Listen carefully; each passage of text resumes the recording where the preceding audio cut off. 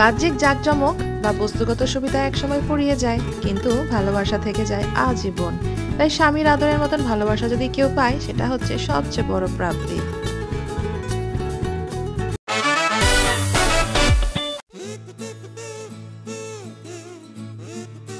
আসসালামু আলাইকুম, welcome back to my another blog.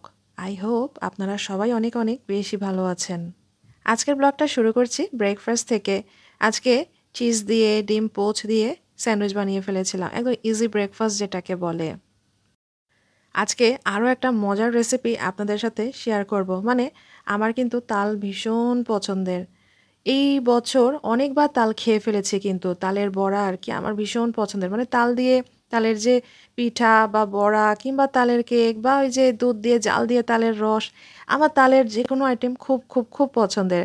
তো এই বছর অনেক রকমভাবেই তালের আইটেম খেয়ে ফেলেছি। তালের পায়েস, তালে যে জাল দিয়ে যেভাবে খায় দুধ মুড়ি দিয়ে ওটা খেয়েছি। তালের পিঠা তো বেশ কয়েকবার বানিয়ে ফেলেছি, কিন্তু আপনাদের সাথে সেভাবে শেয়ার করা হয়নি। তো আজকের ব্লগটা আমি ভাবলাম, তো তাল যেহেতু একটা সিজনাল ফ্রুট, প্রতি আর কি বছরের প্রতিটা সময় পাওয়া যায় না, খুব অল্প সময় তালটা পাওয়া যায়। তো আজকে যেহেতু তাল করছি, আপনাদের সাথে একটু শেয়ার করে নেই। আমি হাতে একটু ব্যথা পেয়েছিলাম, তো তাল যেহেতু বেশ আর কি শক্তির একটা খাটুনির ব্যাপার, বেশ প্রেসার দিয়ে তালের রসটা বের করতে হয়। তো আমি যেহেতু হাতে ব্যথা পেয়েছি, তো আমার হাজব্যান্ড বলল যে আচ্ছা ঠিক আছে দাও, আমি করে দিচ্ছি। জিনিসটা করাটা সোজা, খালি একটু প্রেসার দেওয়া লাগে আর কি। তো যেহেতু হাতে ব্যথা আমি করতে পারছি না, তো বললো আমি করে দিই। আর যেহেতু একটু ভিডিও করব প্ল্যান করেছিলাম, আর বিভিন্ন অ্যাঙ্গেল থেকে করার ইচ্ছা আছে। তো আমার হাজব্যান্ড সেভাবে আর কি ক্যামেরা ইউজ টু না, যে কিভাবে আমি ভিডিও করলে আমার মানে পছন্দ হবে। তো বললো ঠিক আছে, আমি করে হেল্প করে দিচ্ছি, তুমি তোমার মতন করে একটু ভিডিও করে নাও। তো সেভাবেই আমি একটু ভিডিও করে নিচ্ছিলাম আর আপনাদের সাথে একটু শেয়ার করে নিচ্ছিলাম।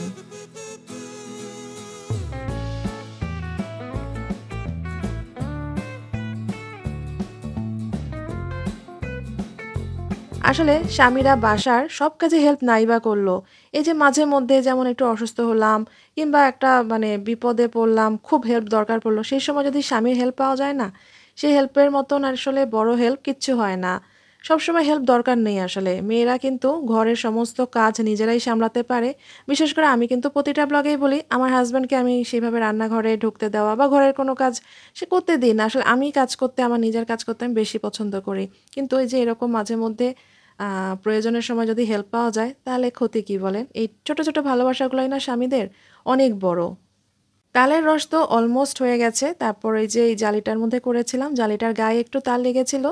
এখন আমি এই যে ক্লিনিং যে সেকশনটা, তাল কেচে কুচে বাটিতে নেওয়া, তারপরে এই যে এক পাতিল আমার তালের রস হয়ে গেছে 2টা তাল দিয়ে, এই রসগুলোকে জাল দেওয়া, বাকি যে পাত্রগুলো নষ্ট হয় তাল করতে গেলে তো অনেক আর কি মেসি হয়ে যায় জায়গা, সেগুলা ক্লিন করে তালের রস জাল দিয়ে তারপরে আমি বসলাম এই যে আপনাদের সাথে আজকে একটু বাজার শেয়ার কিছু করতে। বাজার তো করেইছি, মানে প্রতি সপ্তাহে বলা যাবে না, প্রতিদিন বাজার লাগে, কিছু না কিছু মানে লাগেই। এক মাসে হয়তো বস্তা ভরে নিয়ে আসা যায়। বস্তা ভরে করি না কেন জানেন? যে আমার সেই রকম আর কি কোনো প্যান্ট্রি রুম নাই যে ওখানে ঢুকায় রেখে দিলাম। মানে বেশি নিয়ে আসলে হয় কি হয়, চাল বা ডালে এগুলো বেশি পোকা লেগে যায়। ওই যে নর্মাল যে ভাতের চাল, সেটা 5 কেজি 10 কেজি এভাবে কিনাই হয়। আগে 25 কেজির একটা বস্তা কিনতাম, তো এখন দেখি কি বেশি রেখে দিলে ওই যে পোকা ধরে যায়। শীতকালে সমস্যা হয় না, কিন্তু এই যে মার্চের পর এই অক্টোবর পর্যন্ত এই 7-8 মাসের যেই মানে চাল বেশি রেখে দিলেই পোকা ধরে যায়। তো রেগুলার ইউজের চালেও পোকা ধরে যায়। তো এই কারণে আজকাল নাজিরশাল যেটা যে আকিজেরটা ওইটা খাই, 10 কেজি এভাবে কিনা হয়। তো 1 মাস দেড়। আর এই যে এই চাউমিনটা ইদানিং এটাই খাচ্ছি, এই যে ডুডলসের আগে একটা চিকেন পাওয়া যেত না, ওইটাও ভালো লাগে, কিন্তু ইদানিং এই যে এটা খাচ্ছিলাম। এই একটু মোটা পাস্তা টাইপ আর কি, কিন্তু এটা আর কি খুবই ভালো। ওই যে সিদ্ধ করার পর ডলা পাকায় যায় না, যে আঠা আঠা হয়ে যায়, কাদা কাদা হয়ে যায়, গিলা গিলা এই জিনিসটা হয় না, খুবই ভালো আর কি। এই কারণে এটা খাই। আর আমাদের বাসার চাউমিনটা বলা যায় একদিন পর একদিন বা রেগুলারই একরকম বলা যায়, ভাতের থেকে ওটা বেশি মনে হয় আমরা পছন্দ করি। শীতকালে তো দেখা যায় এটা আমরা ডিনার হিসাবে একদম মানে 2-1 দিন পর পরই খাই, কারণ শীতকালে যে অনেক ধরনের সবজি পাওয়া যায় না, ফুলকপি, বিনস, তারপর বাঁধাকপি, এই কারণে শীতকালে ডিনারও কিন্তু আমরা অনেক সময় এটা দিয়ে করি। গরম গরম চাউমিন ডিনারে খেতে খুব ভালো লাগে। তো এখন আমরা নাস্তাতে এটা বেশি খাওয়া হয়, টিফিন দেওয়া, নাস্তা খাওয়া, এটাই বেশি খাওয়া হয়। কারণে দেখবেন চাউমিনটা আমাদের মাসে যে কয় কেজি চাউমিন লাগে, মানে ভাতের চালের থেকেও চাউমিন আমাদের বেশি খাওয়া হয়। এটা হচ্ছে পোলার চাল, এটা যে স্বপ্ন থেকে আনা হয়েছে, স্বপ্ন থেকে নিয়ে আসছে। এটা কয় কেজি জানি, আমার হাজব্যান্ডকে বললাম, ও নিয়ে আসছে। 2 কেজি আছে, 2 কেজি আছে চিনি গুঁড়া চাল। আগে তো প্রাণেরটা খেতাম, কিন্তু ইদানিং দেখলাম প্রাণের থেকে স্বপ্নের এই পোলার চালটা চিনি গুঁড়া, এটা এখন বেস্ট, প্রাণের থেকেও বেস্ট। তো দাম কাছাকাছি, মোটামুটি ওই 20 টাকা 15 টাকা এরকম কম, কিন্তু এটার কোয়ালিটিটা বেশি ভালো স্বপ্নের। এই যে আলু, তারপর এখনো প্যাকেটই খুলি নাই, খুলবো খাই আপনাদেরকে। আলু আছে, আর ইদানিং না কচুরমুখী, তারপর কাঁচকলা আর আলু দিয়ে না আমি একটা মিক্সড করি, ভর্তা বানাই। এই ভর্তাটা এত মজা হয়, যেখানে কাঁচকলা আছে। হ্যাঁ, আর এই যে এখানে হচ্ছে আলু, আর এই হচ্ছে কাঁচকলা। কাঁচকলা, কচুরমুখী আর আলু, ধরেন কাঁচকলা দিলেন 4টা বা 2টাই যদি দেন, নর্মাল আলু দিবেন 3টার মতন, একটু বড়। আর কচুরমুখী ধরেন 5-6টা দিলেন, দিয়ে সিদ্ধ করে ভালো করে ম্যাশ করে, তারপর আপনার পেঁয়াজ কাঁচামরিচটাকে একটু তেলে একটু ভেজে নিতে হবে, মানে ভাজা পেঁয়াজের আলু ভর্তাটা।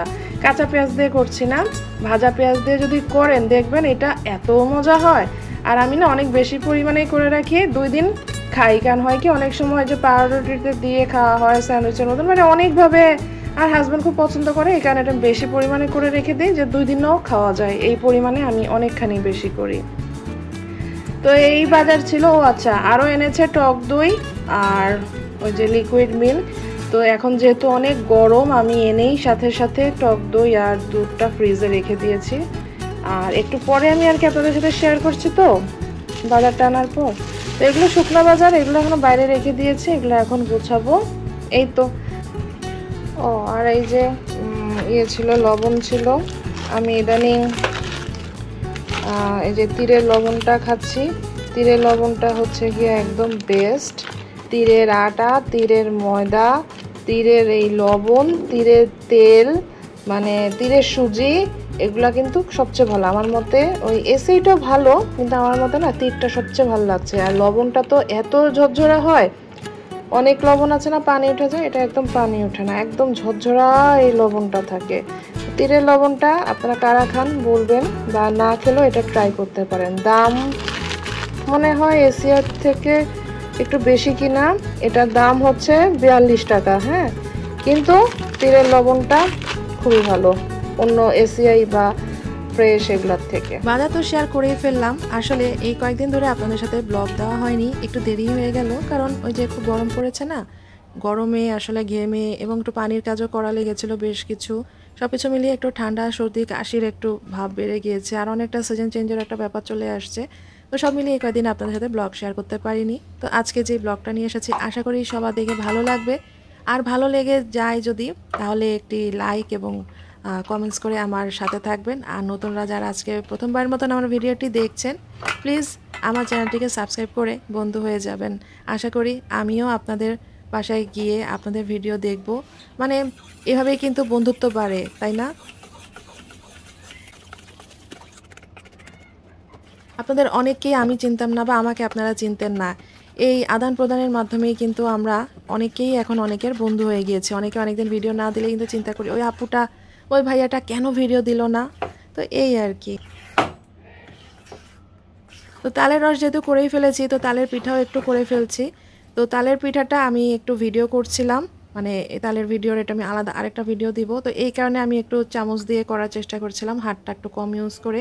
কিন্তু একটা সময় কিন্তু হাত ব্যবহার করাই লাগে, তাই না? এই টাইপের এই যে গুলানো জিনিসগুলা, তালের বড়াই হোক বা বেসনের যে বেটার, এগুলা করতে গেলে কিন্তু হাত ইউজ করাই লাগে। তো এখানে আরেকটু চিনি লাগবে, এবং আমি আরেকটু তালের রস দিয়ে নিয়েছি, একটু তালের ফ্লেভারটা যেন বেশি আসে। আর দেখলাম চিনিটা একটু কম হয়েছে, আমি আরও একটু চিনি ইউজ করে ভালো করে আমি করে নিলাম। এরপর আমি আস্তে আস্তে যেভাবে তালের বড়া করি সেটা আমরা সবাই জানি। তো এই তো যেহেতু ভিডিও করব বলছিলাম না, এই কারণে আমি একটু চামচ দিয়ে দিচ্ছিলাম, হাত ইউজ করছিলাম না। যদিও পরের সবগুলোই মোটামুটি হাত দিয়েই করেছিলাম। আর আমি না 2 কড়াইতে নিয়েছিলাম, কারণ 1 কড়াইতে দেখলাম বেশ দেরি হয়ে যাবে। যেহেতু তালের বড়া ছোট ছোট করে বানাতে হয়, অনেকটা সময়ের ব্যাপার, প্রায় 1-1.5 ঘন্টার উপরে লেগে যায় অনেকগুলা তালের বড়া ভাজার জন্য। আসলে আমার না তালের বড়া এত ভালো লাগে, মানে আমাকে ভাত-টাত যদি নাও দেওয়া হয়, মানে আমি 24 ঘন্টা মনে হয় তালের বড়া খেয়ে থাকতে পারবো। তো এতটাই পছন্দ আমার তালের বড়া, কি বলবো, মানে তালের গন্ধ শুকলেই মনে হয় আমার অর্ধেক, মানে অর্ধভোজন হয়ে যায় তালের। অসম্ভব প্রিয় আমার তালের বড়া। কাদের কাদের তালের বড়া খুব পছন্দ আমাকে বলবেন। দেখি আমার তালের বড়ার মিতা কে কে হয়ে যান। তালের বড়া বানানো কিন্তু বেশ সোজা, প্রসেসটা একটু জানলেই কিন্তু খুব সুন্দরভাবেই তালের বড়া করা যায়। এই যে আমি কিন্তু 2টা কড়াইয়ের মধ্যেই করে ফেলছিলাম, যেহেতু ভিডিও দিব সেহেতু এই যে পরিষ্কার যে কড়াইটা, ওটা আমি ভিডিও দিব দেখে এই কড়াইটাতে একটু অল্প অল্প করে দিচ্ছিলাম। আর ওই কড়াইটা সেভাবে আর ভিডিও করিনি আপনাদের সাথে। এই তো একটু একটু করে করতে করতে 1-1.5 ঘন্টার মতো লেগে গেছে, অনেকগুলো তালের বড়া আসলে ভেজে ফেলছি। তো একটা সময় ভাজা সব শেষ। তালের বড়া এই কয়দিন প্রায় বলা যায় রেগুলারই খাওয়া হচ্ছিল। তো তালের বড়া খাওয়া মানে এক গাদা তেলও খাওয়া, যেমন শরীরের খারাপ তেমনি তেলেরও অপচয়। তাই আজকে একটু কম তেল দিয়ে, মানে যতটা কম তেল দিয়ে ভাজা যায় ওটারই একটু চেষ্টা করছিলাম। এই যে দেখেন এক বড় বোল এরকম তালের বড়া হয়ে গেছে। আসলে আমি আরও ভাজছিলাম, তো আপনাদের সাথে আর কি ভিডিওটা শেষ করব এই কারণে দেখাচ্ছিলাম যে এই যে দেখেন। আর এইগুলা একটু শেষের দিকে ছিল, তো তেলটা কম ছিল দেখে একটু আর কি পাতলা বা চ্যাপ্টা হয়ে গেছে। তো যাই হোক, এই হচ্ছে আমার আজকে তালময় একটা ব্লগ। তো কেমন লাগলো জানাবেন।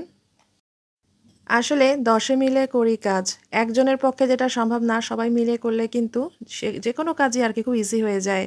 বাসাতেও যেমন একার পক্ষে অনেক কাজ করা সম্ভব নয়, সবার হেল্প পেলে যেমন অনেক কাজ সহজ হয়ে যায়, ঠিক তেমনি আমাদের এই যে এই প্ল্যাটফর্মটাতে আমরা যদি সবাই সবাইকে সহযোগিতা করি, ভালোবাসা করি, ভালোবাসা দেই, কমেন্টস করে সাথে থাকি, সবার ভিডিও দেখি, আপনার ভিডিও আপনার ভিডিও আমি দেখলে আপনি আমার ভিডিও দেখবেন, আমি আপনারটা দেখছি আপনি আমারটা দেখবেন, এই ধরনের আর কি বন্ধুত্বপূর্ণ মনোভাব থাকলে আর কি খুবই ভালো।